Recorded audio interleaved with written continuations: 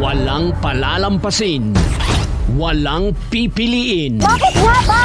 Kapag palpak, bibirahin. Bakit ka nagbayad ng hindi complete?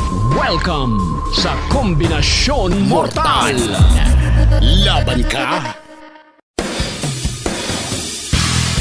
Sa mundo ng mga kalalakihan noong dekada 90, paniguradong halos lahat sila ay kilala siya dahil siya noon ang tinatawag na pantasya ng bayan. Oh, la la.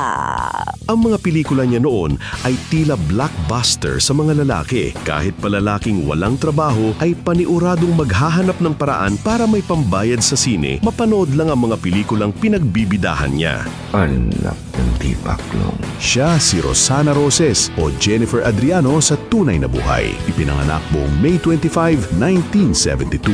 Sino ang makakalimot sa mga pelikula niyang Ligaya ang Itawag Mo Sa Akin, Patikim ng Pinya, Ang Lalaki sa Buhay ni Celia at marami pang iba. Dahil sa pagrerebelde, rason para mapasok siya sa kalakarang ng mga ganitong uri ng pelikula. Sadyang nasaktan siya noon nang malaman niyang hindi pala siya totoong anak ng mga kinikilala niyang mga magulang. Sa murang edad na 15 anyos ay nabuntis na si Rosana.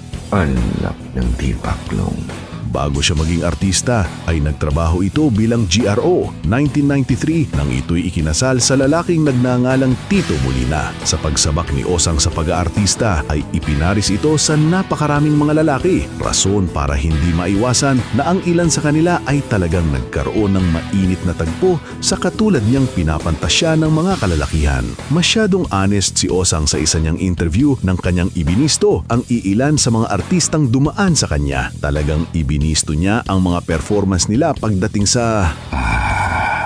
alam mo na. Ted Filon. Bata pa lang daw siya noon ay nakilala na niya si Ted Filon. Wala na daw mas gagaling pa sa kama kumpara kay Ted Filon. Who's the best? Who's the best? Naku, sasabihin ko ba? Yeah, but the best naman. Oh my Hindi ko God. naman sasabihin yung sino worst. One Sige. of my best. Ted Filon. And Louis Y. Louis Y, I had like 30 or gano'n. Ted Filon? And Bata Louis? pa ka nun. Ano? Hindi pa siya Ted Filon. Philip Salvador. Puro lang acting pagdating sa intimate performance ang action star na si Kuya Ipe. Nag-a-acting na nakalima na pero sa totoo daw ay isa pa lang.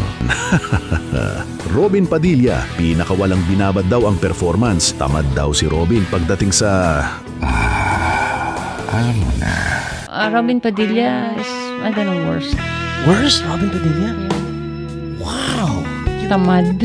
Oh, maybe Jao Mapa. Napabilib talaga si Osang sa performance ni Jao. Para daw hindi ito bata noon sa sobrang galing niya. Si Jao din daw ang pinakamagaling umalik sa kanilang lahat. Jao Mapa is good. Jao. Pero sabi ni Jao, inamin naman ni Jao It's like sabay ng music, yung katawa. Yeah. Ay, sobra. Kasi fine arts naman yung major. Yeah, iba talaga. Hindi, iba pa rin talaga po yung mahal mo. Yung may feelings. yeah. Masarap talaga. Kaya You know, yung mga trip mo lang, mas masarap yung may konting pagmamahal. I had Jao on the show. Sabi niya nga, when it came to you, you're amazing daw. Ang performance, ha? Yeah, pero okay, performance. Hindi parang bata, hindi bata. That's my boy. Wala ka talagang maitatago kay Osang kapag nakaanuhan mo pala ito dahil siguradong markado ang kung anumang performance mo pagdating sa... Romansa brutal. Kaya dapat pag mapalaban ka sa kanya ay siguraduhin mong hindi ka boring at meron kang maibubuga. Anak ng tipaklong. Maraming salamat sa inyong panonood. Hanggang sa muli nating pagbira sa mga palpak at pasaway ng bayan. Ito ang Kombinasyon Mortal. Laban ka?